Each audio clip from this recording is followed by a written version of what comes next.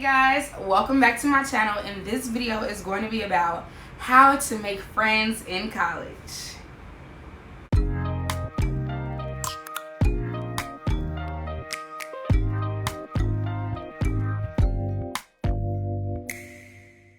I was just inspired to make this video. It will be useful to a lot of people. I've searched this video on YouTube and there are not many videos like just kind of giving you suggestions as to how to make friends.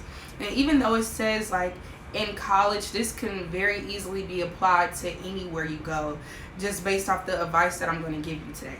So we're going to get right, well, I was going to say we're going to get right into it, but I just want to say I've been feeling good. Just like if anybody cares to know, I've toned my hair, so brought it back down. It's not as harsh. I'm just loving it more and more each day. Like, I'm excited to see what I can do with it. So, and I hope that by me wearing my natural hair, I'm encouraging other girls to feel confident. So getting right into this, how to make friends in college. The number one thing that you're gonna need, I feel like you have to have it, is confidence. You have to have confidence in yourself. And that confidence will allow you to stay grounded, you know. So no matter what happens, no matter what's said, like that confidence that you have is what's gonna kind of guide you through the conversation. Because a lot of people may not make friends or are scared to pursue a friendship because they're nervous or they're shy. I actually read a book this summer about 28 Days to Authentic Confidence, and it was great. I think I actually want to give a few notes on that. Hey, okay, so I found my notebook. You kind of had to take notes to do it. This is the book. It says Why Not You by Valerie Burton. This is what I read over the summer before I came to school, and I really just felt refreshed and I felt ready to go. And so from day one, this is what she told us. Take stock of yourself. Authentic confidence. Confidence is about trust. When you take the focus off attempting to control things yourself and trust God's ability to orchestrate your life, you understand on the deepest level that with God, all things are possible. And the scripture to go with that is, for we are God's handiwork, created in Christ Jesus to do good works, which God prepared in advance for us to do. And that's Ephesians 2:10. Confident is about having trust in God and having trust in the outcome, having trust in, like, no matter what happens. Like, confidence. I'm confident that even if I go talk to this person and it goes bad, like, I will be okay. I will walk away from this situation still being who I was. I feel like people take into consideration the what ifs a lot. And okay, and what if, all right? And if that does happen, okay, then that just happened. But, you know, confidence, don't let the what ifs turn you away from just pursuing it, because if you never do it, you will never know. So that's number one. Say hello. So it may seem very like basic and minimum, like, yeah, just say hello. No, but like, especially on a college campus, I know for Central specifically, it sometimes may be hard to kind of get in the routine of saying hello to people, because like it's like we're a small town. But then it's like, okay, I see you around, so you look familiar, but I don't really know you enough to be saying hey.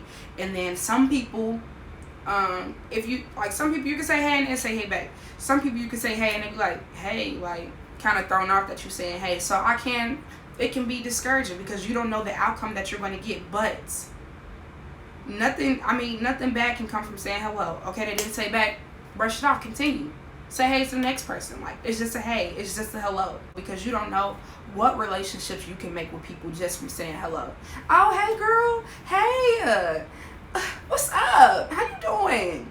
And then, you know, so just say hello to people, say hi. If the outcome is good, it can make somebody else's day just as much as it can make yours. Now, we done transfer some good energy to one another just from me saying hello.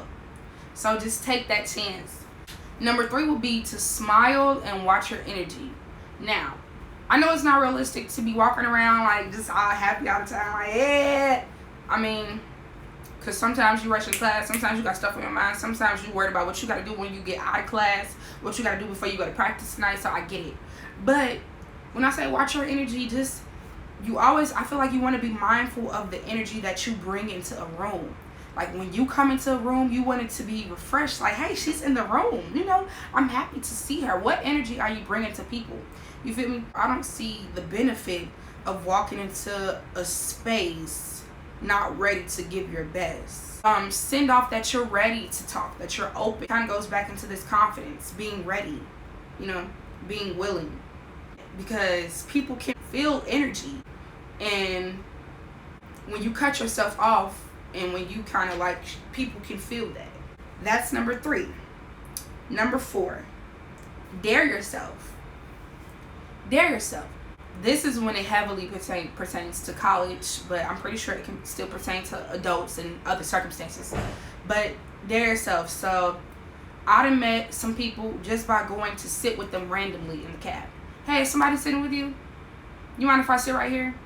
And that really happens because there's a certain area that I like to sit in. If you go to Central State or whatever, I like to sit in the booths. I don't like sitting anywhere else. Like, I'll sit there, but my first choice is at the booths. And so if I see somebody already sitting there, well, I want to sit here too. I do. So you mind if I sit here with you, or is anybody else sitting here with you? Sometimes, conversation will come as you're eating. Conversation will come. It may not be, and sometimes it won't. Sometimes we're really just sitting together, but still just take that chance. She's sitting by herself, I'm sitting by myself. Why can't we sit by ourselves together? Dare yourself. I'm trying to think of another example of daring yourself. I can't really think of one, but that's really what I meant when I said. But honestly, everything that I just listed would kind of be considered as daring yourself, because it's something that you have to do to step out of your comfort zone. But that was just another example specifically. Lastly is to get involved. If you go to college, I'm pretty sure you hear this a lot. Get involved, guys. Get involved. And that is so true.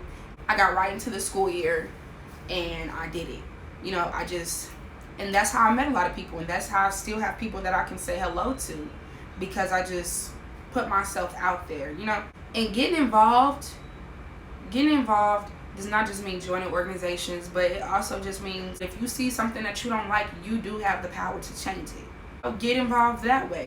And this is coming from someone, I have about a handful of friends, but I have my dance sisters. I have people that are just acquaintances to me that we just associate, and that's okay. But these steps will help you get there, and you don't know what can be built from just these steps that you follow. I wouldn't consider that I have a lot of friends, but I have a few people that if I really just need to talk and be my honest self and just talk to them, I can. Since I'm not feeling it today, girl, this and this, and I just don't. And we can be there for each other. Somebody that, what you doing right? I need to get out. I need to do something. You feel me? So I feel like these steps can help you do that. This video was straight to the point. I said everything that I had to say. I hope that these steps not only help college students, but help anybody who just kind of may not know where to start. And I hope these were a few pointers that you can take into consideration when making that change. Thank you for watching. Again, I'm deajamaxineee. For you new viewers, I hope you liked the video. Feel free to like, comment, and subscribe. And I will see you guys next time. Bye.